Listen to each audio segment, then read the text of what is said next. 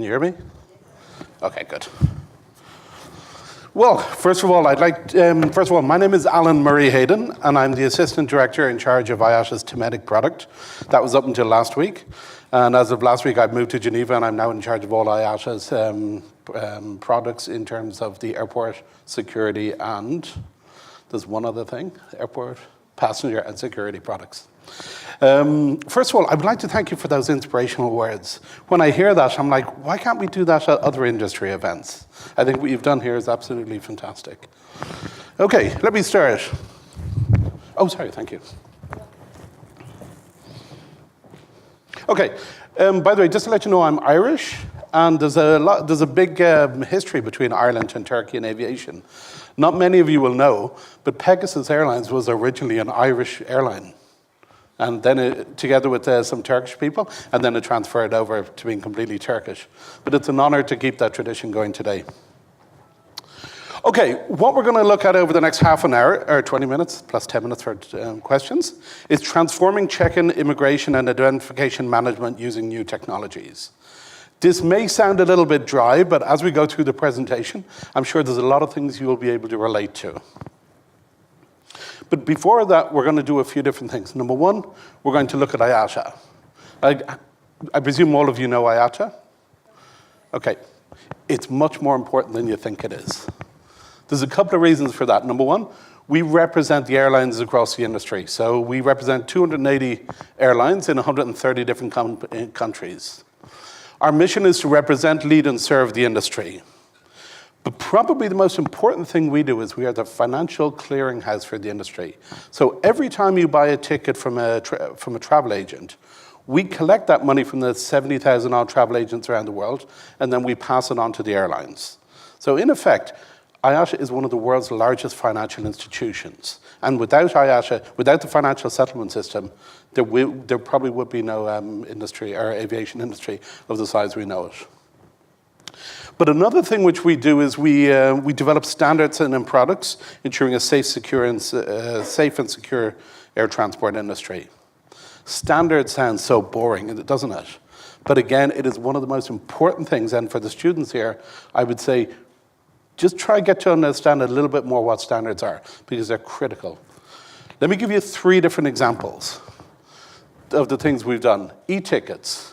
I'm just looking like all of us dignified people at the front, we all remember paper tickets. And all the people over here are kind of going, paper tickets?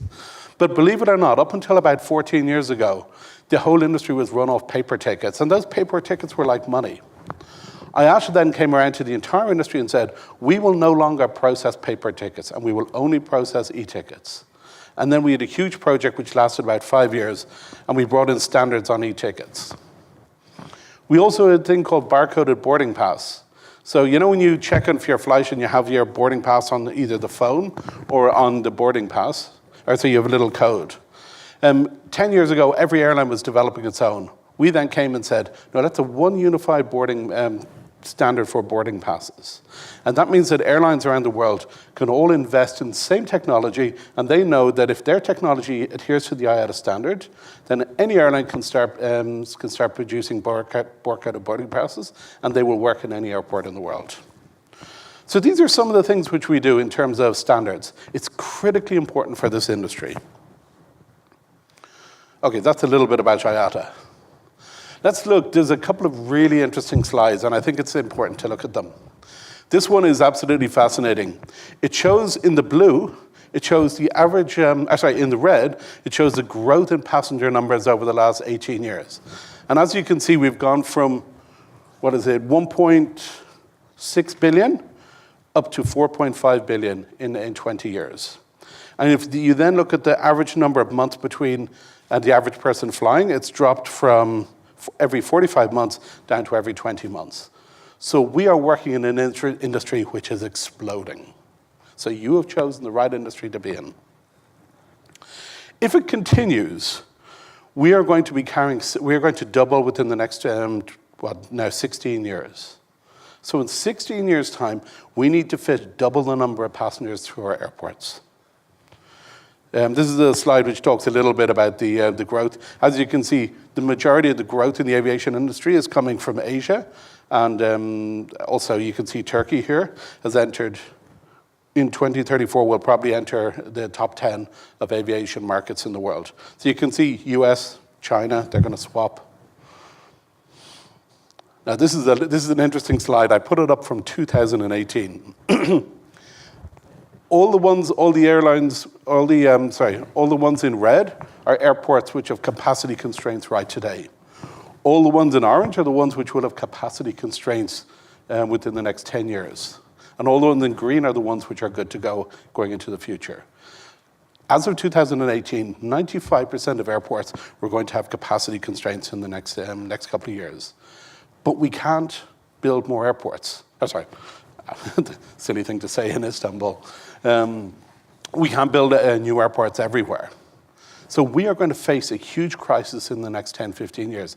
And I think a lot of credit needs to go out to the Turkish government for the work they've done in Istanbul Airport. Like if I live in Amsterdam, I'm from Dublin, I live in Amsterdam, and I'm moving to Geneva. All three of those are messes of airports in terms of capacity. If you look at Istanbul, they've actually taken the necessary actions.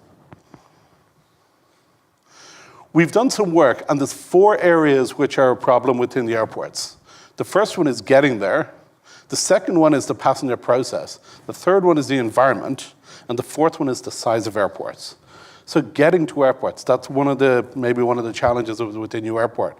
You're going to have to invest in a lot of new infrastructure to help people get to the airport. The passenger process is what we're going to concentrate on the rest of this presentation.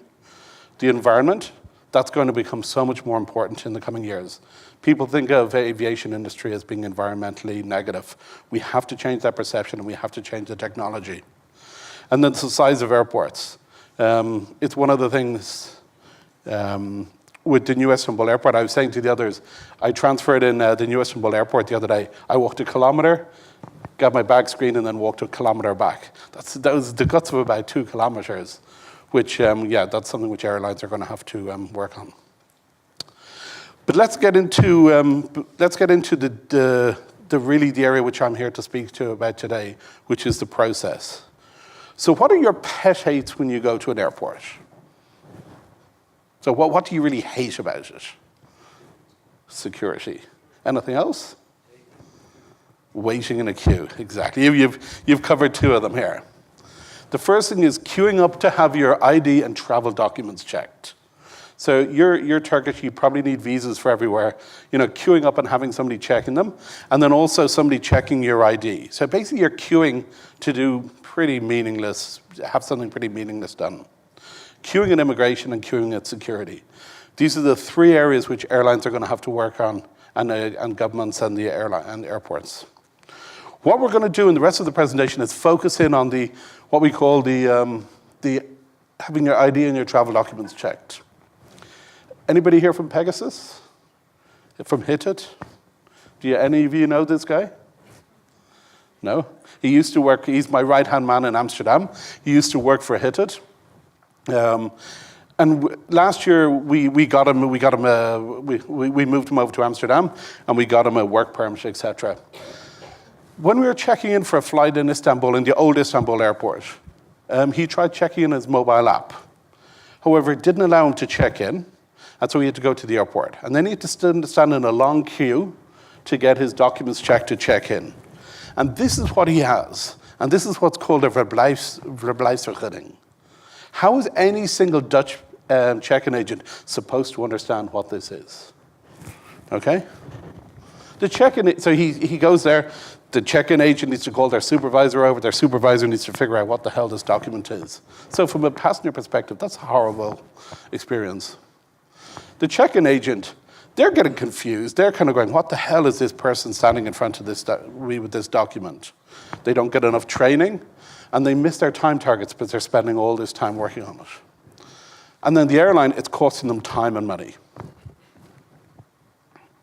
So why do airlines do this? Why do airlines spend so much time working on people's identities and whether they have the right immigration documents? And that's because they have to. They have to check the passengers have the right travel documents for their destination and any transit point. And they also need to verify that the passenger is who they say they are. This is the elephant in the room, because I can see all the distinguished airline people here kind of going, this isn't such an issue.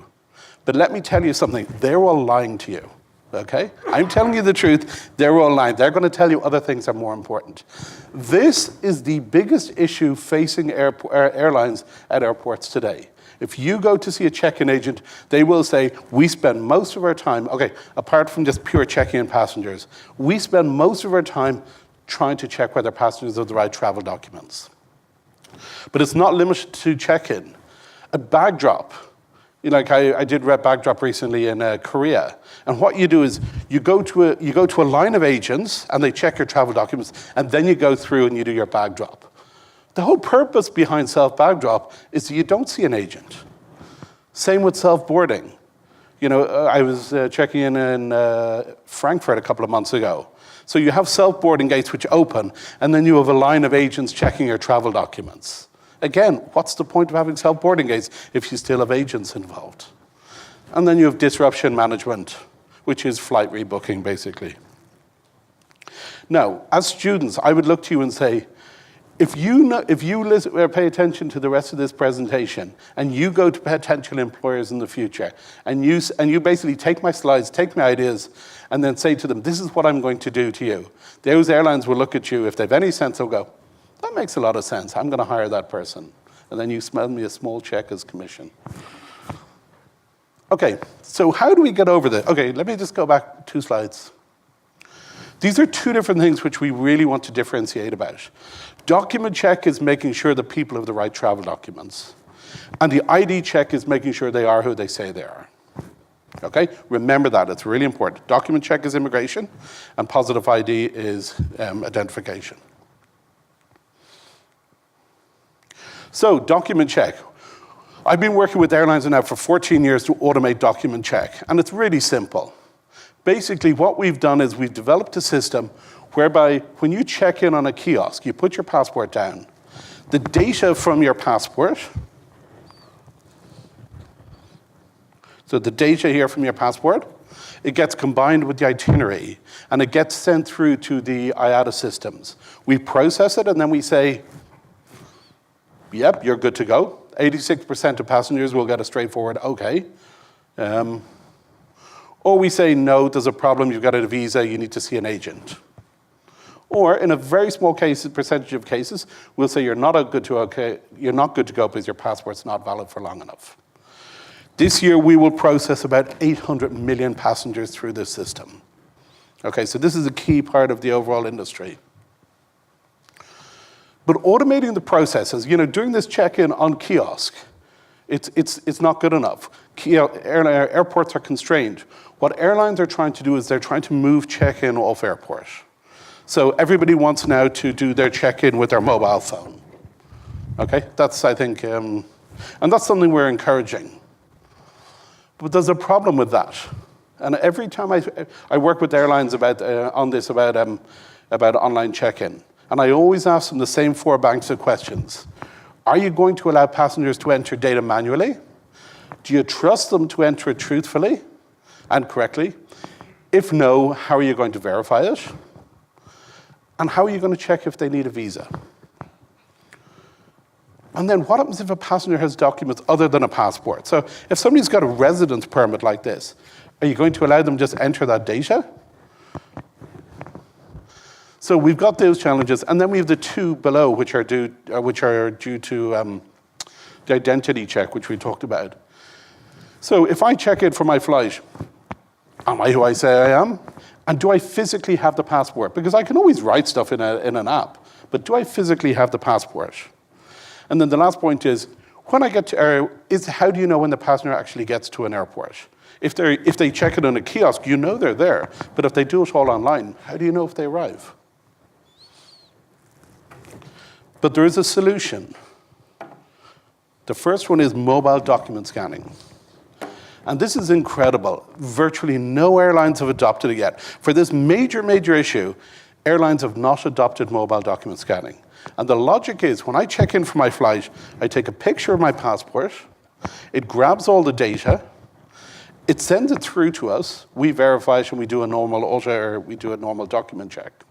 But the benefit of this is that you're ensured that the data is 100% correct. Because if they take a picture, you know that it's correct and you know that they haven't made any mistakes.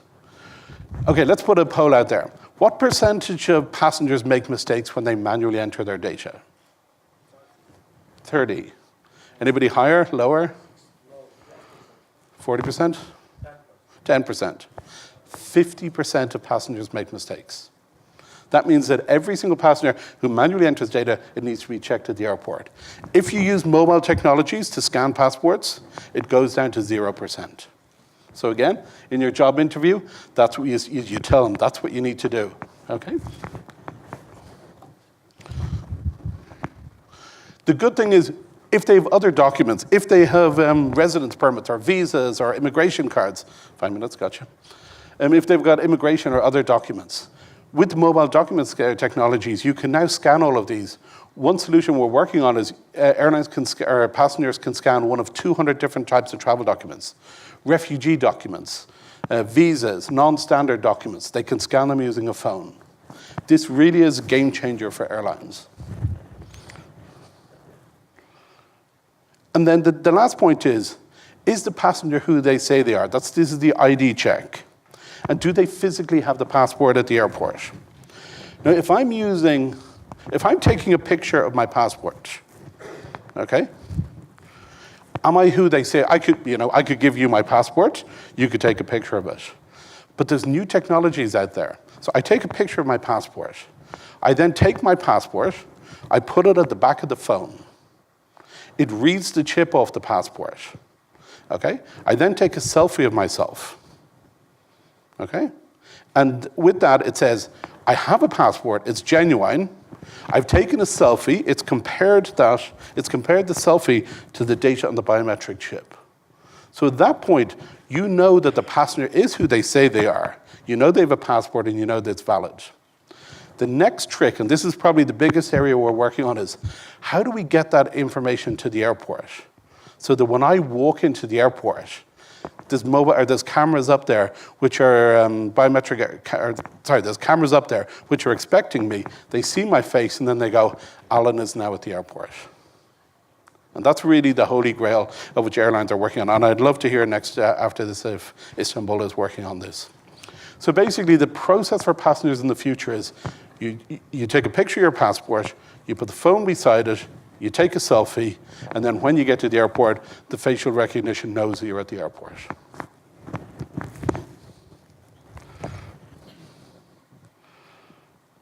Okay, so we did that already. Let's take, is this clear so far? Okay, good. Okay, let's take a little bit of a look. That's kind of, that's really what's happening today. Let's look at a little bit more the longer term. Have any of you heard of One ID? Okay, I strongly recommend that you read up upon this because this is probably the most important thing, and it's really what's generating a huge amount of interest across the industry. The idea is that passengers will have digital identities. So we will have an identity out there in the cloud or perhaps on my telephone. It's linked with biometrics, so it's effectively my face is my boarding token. My face is my identity. Everything is linked to that in the background. So when I get to the airport, it recognizes me when I walk in and says, this is Alan Murray Hayden. When I go to security, they've got cameras. So as I'm walking up to security, the immigration are getting all my details, and they probably pre-authorize them. When I get to the self-boarding gates, they've got cameras there. I walk through, and they know who I am, and then I walk onto the plane. And then at the other end, when I get through security, then the same happens with the destination partnership. What's really important about this is that I've got a digital identity, and I own all this data. I give the airlines ability to access the data they need, which in actual fact is just my name. I give the immigration, the authorities, access to all my passport data. I give each of the different players, I give my authority for them to get my data. For this to work, there needs to be true collaboration between airlines, airports, and governments. And this is a very difficult thing because we're talking about passengers' personal identity and we're talking about all the players in the industry. We're bringing them together and then coming up with some framework for identity management. The good point is 85% of passengers have said that they're prepared to do this. I think we'd all love to do it in the future. We'd love to basically have a much more seamless experience at the airport. So this is basically what we were saying. So I check in at home with my camera. When I get to bag drop, it knows who I am. I just give my bag in. I go through security. Again, it knows who I am. The gates open. At the border control, they know who I am. Self-boarding gates, they know who I am. It goes through. And then inbound border control, it knows who I am. This is a little bit further down the road, but the vision I gave before this is a very good stepping stone.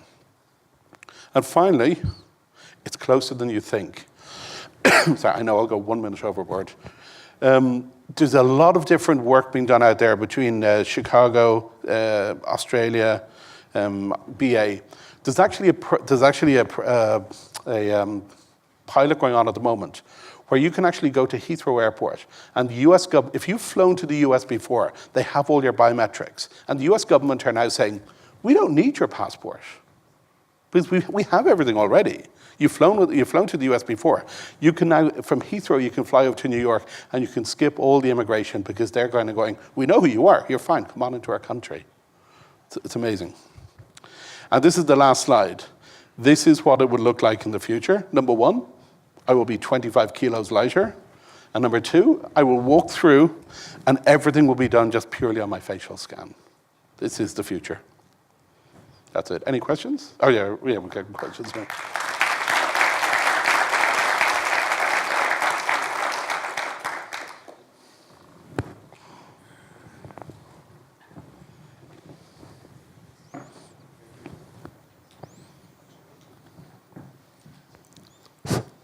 Okay.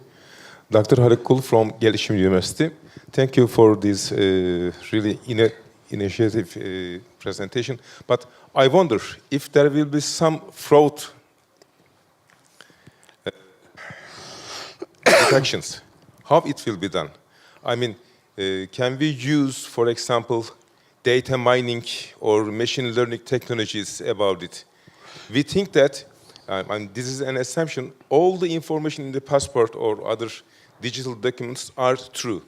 If it is not true, if there are some broken site, how we are going to catch this in this technology? So basically you're saying do you mean on the chip on the passport? Yeah, or other things, any fraud, any fraud attempt. I'm not a technical expert on that particular thing, but if somebody's gone to the trouble of actually, and I know I think they're pretty secure, but if somebody's gone to the trouble of actually forging the biometric chip, we're in the same position as we are today. There's no difference between, we've got a more fundamental problem on identity management if passports can be fraudulently copied or new ones made.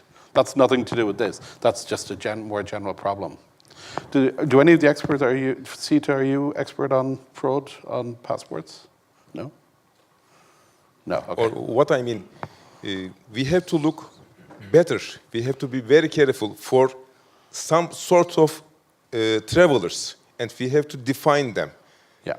And that is why we have to use some techniques. One of them, as I know, is data mining, or more simply, machine learning or OLAP, online analytical processing. These technologies, I think, should be integrated with the things that you have given to us. Absolutely, I 100% agree with you. Thank you. If we're going to look in the future in digital identities, I think we really need to be looking at, for identity management, we need to be looking at digital identities. Are all of you familiar with blockchain? This new technology? Basically, it's a new technology out there. I truly believe in the next 10, 15 years, we will own our own identity. So we will have identities in the cloud, and we can give authorization to various different parties. One would like to think that the security behind blockchain will be so secure that we will basically get rid of, it's a document in the end of the day. It's like a banknote. It can always be forged if people want to. Yeah.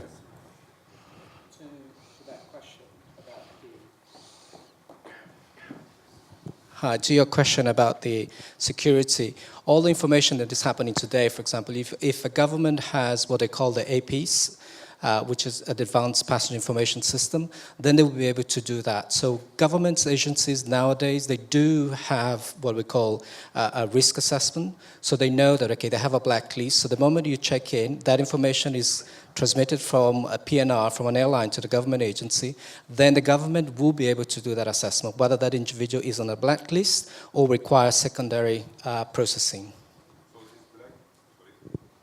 This is transferred to the all relevant governments or airlines or the government checkpoints? Agencies will have their own blacklist. Yeah. So yes, but it's done by the government, not at the airline side, nor the airport.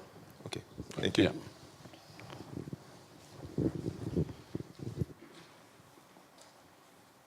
Any other? You see, I could have spoken on for another 5 minutes. Hello. My name is Hamut. I'm from Istanbul University. I'm not technically aviation major, but I was really interested in the Heathrow Airport you mentioned, how they use the biometrics directly. I wonder why we just use that all the time. Like my retina scan and my fingerprints, they cannot be, forged easily. So why don't the industry move directly towards that position? Like, well, they are moving very much closer to that. Again, in Amsterdam, I have a premium card. So now, when I want to go through immigration, I've been pre-screened. So I just use my retina now. So when I'm going through an airport, I've got a special lane. I show my retina and I walk straight through. There's pilots going on all around the world on this type of thing. But the one which is happening is BA at Heathrow flying into, I think it's JFK. That's the most incredible one because basically they've done away with passports. I think you probably still need to physically have them. But the US government are now saying to passengers on the BA flights, we don't need your passport.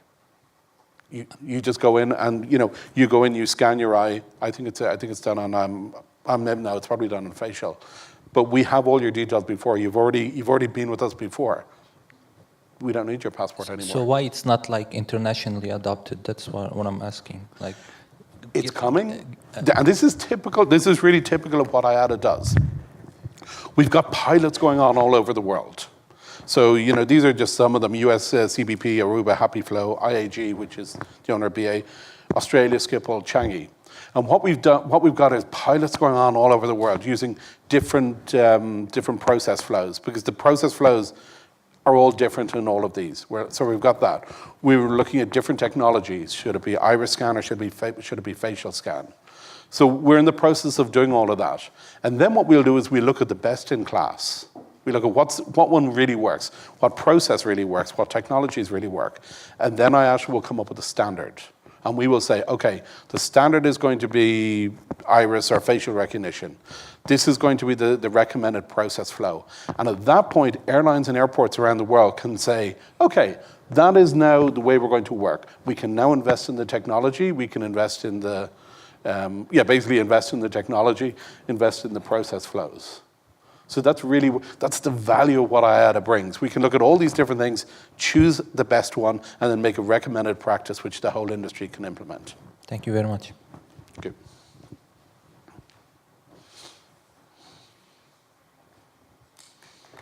That it? Okay, thank you.